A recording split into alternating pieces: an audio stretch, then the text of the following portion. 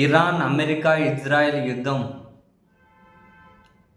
పేదలకు కష్టాలు, కన్నీళ్లు మిగిలిస్తూ ఉంటే ఆ యుద్ధంలో నుండి మనం ఏ విధంగా ప్రయోజనం పొందాలి అని సంపన్న కంపెనీలు వాళ్ళ ఆలోచనలు వాళ్ళవి. వాళ్ళకేమో సరదా డబ్బులు పెంచుకునే ఆలోచనలు, పేదోళ్ళకేమో నడ్డి విరగొట్టుకునే కష్టాలు, బాధలు.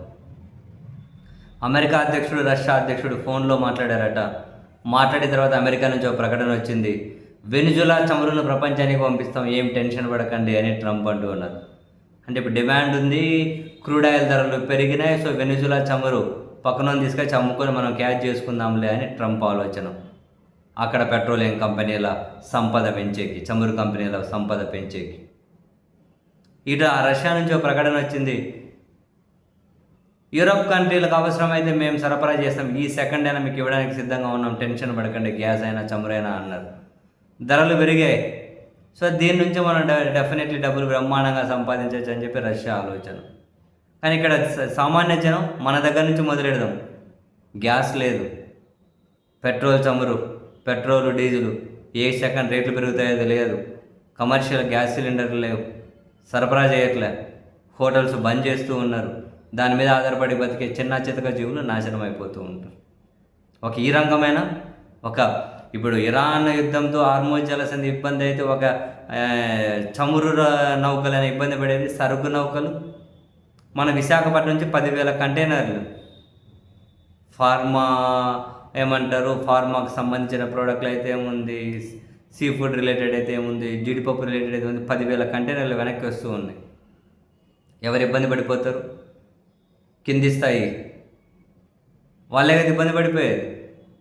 సీ ఫుడ్ ఎక్స్పోర్ట్ అయిపోతే ఎంతమంది మీద ఎఫెక్ట్ పడుతుంది? జీడిపప్పు ఎంతమంది మీద ఎఫెక్ట్ పడుతుంది? కింద స్థాయిలో నలిగిపోరు. ఇంతవరకే ఆగిందా? ఇప్పుడు నెక్స్ట్ ఖరీఫ్ సీజన్ వస్తుంది. రైతుల పరిస్థితి ఏంటి? యూరియా కొరత. మామూలుగానే మన దగ్గర యూరియా లేదు, అల్లాడిపోతున్నాం. ఇప్పుడు ఇంకా మనం పెద్ద ఎత్తున యూరియా, అమోనియం ఇరాన్ నుంచి దిగుమతి చేసుకుంటున్నాం కదా. పోనీ ఇక్కడ ఏమన్నా కనుక ఉన్న యురేనియం ఈ ప్రొడక్షన్ చేసే ఆ ప్లాంట్లలో ఏమైనా ఉత్పత్తి పెంచుతారా? పెంచాలంటే గ్యాస్ కావాలి కదా, గ్యాస్ దిగుమతి చేసుకోవాలి కదా, అక్కడి నుంచి రావాలి కదా. పోనీ దానికి ఇంకేమైనా అక్కడి నుంచి తెచ్చుకుందామంటారా? మరి యురేనియం తయారు కావాలంటే సల్ఫ్యూరిక్ యాసిడ్ కావాలి కదా. 60% ఇండియా దిగుమతి చేసుకుంటుంది కదా. ఒకదానికి లింకు. రైతుల కంటే కన్నీళ్ళు మిగలబోతూ ఉన్నాయి. ఒక పక్క ఈ ఎరువుల, మరో పక్క పంటలు. మనం దాదాపు 15%, 20% ఉల్లిగా ఎర్రగడ్డలు అంటారు కదా, ఉల్లిపాయలు. అవి పశ్చిమాసియా దేశంలో ఎగుమతి చేస్తాం. ఎక్కడికక్కడ ఆగిపోయినాయి. ఇప్పుడు రైతు కంట కన్నీరే కదా. చాలా కూరగాయలు, పనులు ఎగుమతి చేస్తాం. ఏమైంది? పోనీ వాళ్ళేనా భవన నిర్మాణ కార్మికులు అల్లాడిపోరు? ఇప్పుడు సిమెంటు మరి ప్రొడక్షన్ కావాలి అనుకున్నా, లైమ్ స్టోన్ లాంటివి ఖచ్చితంగా దిగుమతి మీద కదా ఆధారపడుతూ ఉన్నాం. ఆ పరిశ్రమ ఇబ్బందులు పడిపోతుంది కదా. బై డిఫాల్ట్గా కార్మికులు ఇబ్బంది కదా. మరి టెక్స్టైల్స్ ఎగుమతులు లేవు, అది వాళ్ళు ఇబ్బంది పడుతున్నారు కదా. మన దేశమనే కాదు, పక్కన బంగ్లాదేశ్లో అయితే ఆల్మోస్ట్ లాక్డౌనే. అన్ని స్కూళ్ళకు, కాలేజీలకు, కోచింగ్ ఇన్స్టిట్యూట్స్కి అన్ని సెలవులు ప్రకటించారు. ఎందుకని? ఆ ఆఫీసులకు, ఇన్స్టిట్యూట్లకు వచ్చిపోయే పని తప్పితే వాహనాలు వాడరు కదా, పెట్రోల్ డీజిల్ మిగులుతుంది కదా, సో దాన్ని మిగిలించుకోవాలి అని చెప్పి అన్నీ బంద్ చేశారు. పాకిస్తాన్లో పెట్రోల్ డీజిల్ 340 రూపాయలకు పోయినాయంట. శ్రీలంకలో తాజాగా పెంచారు, అది 336 రూపాయలకి ఏమో పోయింది. అది అల్టిమేట్గా ఏ దేశమైనా, ఏ ప్రాంతమైనా జనం ఇబ్బంది పడుతూ ఉన్నారు కదా. ఇరాన్ని శిక్షించమని ఏ దేవుడు చెప్పిండు? సౌదీని, ఖతర్ను, దుబాయ్ని, వీళ్ళను, కువైట్ని శిక్షించమని ఏ దేవుడు చెప్పిండు? అమెరికా ప్రజలను ఇబ్బందులు పాలు చేయమని చెప్పి ఏ దేవుడు చెప్పిండు? దేవుడు లేడు, ఇక్కడేమి ప్రాంతం లేదు. అందరూ ఇబ్బందులే పడుతూ ఉన్నారు. అందరూ ఇబ్బందులు పడితే ఉన్నారు. సంపన్నులకు ఏముంది? ఇప్పుడు ఆయిల్ ధరలు పెరిగినాయి, వాళ్ళ దగ్గర రిజర్వ్లో డబల్ రేట్కి అమ్ముకుంటారు, రేట్లకు ఎక్కువ అమ్ముకుంటారు. ఇంక యుద్ధం ఫలితం అని చెప్పి నెక్స్ట్ 3 ఏళ్ళు ఇదే రేట్లు అమ్ముతారు, తర్వాత ఇదే కంటిన్యూ చేస్తారు. వాళ్ళకి పోయేదేంది? రిజర్వులు ఎక్కడైతే ఉంటాయో ఇంటర్నేషనల్ ఎనర్జీ ఏజెన్సీ నుంచి కొన్ని విడుదల చేస్తాము అంటారు. అవి మళ్ళీ మన కంపెనీలకు వస్తాయేమో కొన్ని, దాన్ని మళ్ళీ డబల్ రేట్లకు అమ్ముకుంటారు యుద్ధం పేరు చెప్పి. ఇప్పుడైతే కొరత కనిపిస్తుంది కదా. అయ్యా ఇంక కొంచెం ఎక్కువ డబ్బులన్నా ఇస్తాం, గ్యాస్ ఇవ్వని అడుక్కుంటున్నారు కదా. రేపు అన్నీ అట్లే అడుక్కునే పరిస్థితి. ప్రతి ఒక్కరు ఇబ్బందులు పడబోతున్నారు. ఈ యుద్ధం కొనసాగిందంటే రైతులు తీవ్ర కష్టాలు మన దేశం నుంచి, మన రాష్ట్రం నుంచి, మన ఇంటి నుంచి పడబోతూ ఉన్నారు.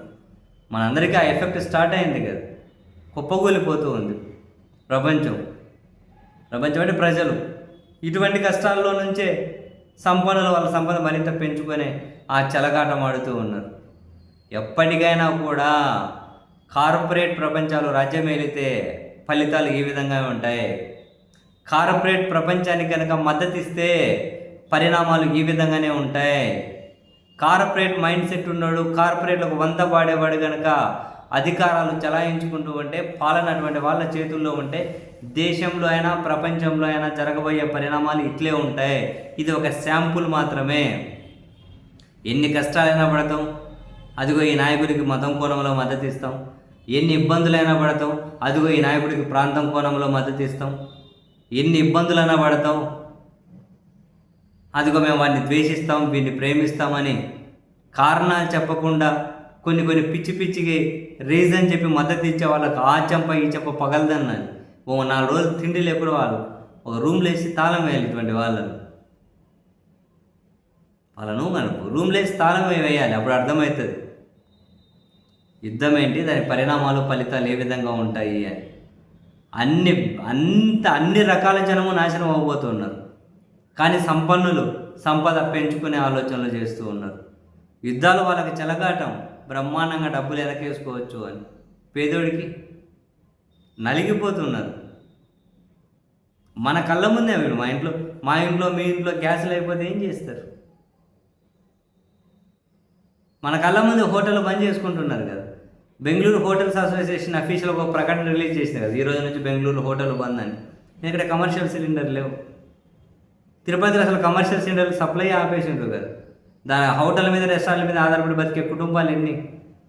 హోటల్ రోజు పనిచేసుకుని ఆ కూలి తీసుకుపోయి వాళ్ళు వెళ్ళి పోషించుకునే కుటుంబాలు ఎన్ని?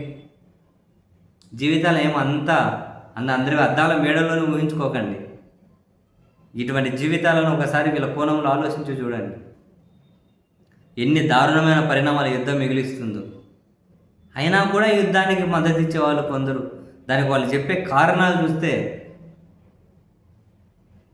కేవలం జుట్టులో 20 ఎంట్రుకలు పట్టుకొని వేలాడదేరు వాళ్ళు ఒక కొక్కికి. ఇట్లాంటి వాళ్ళకు అంత పనికిమాలిన కారణాలు చెబుతూ ఉంటారు.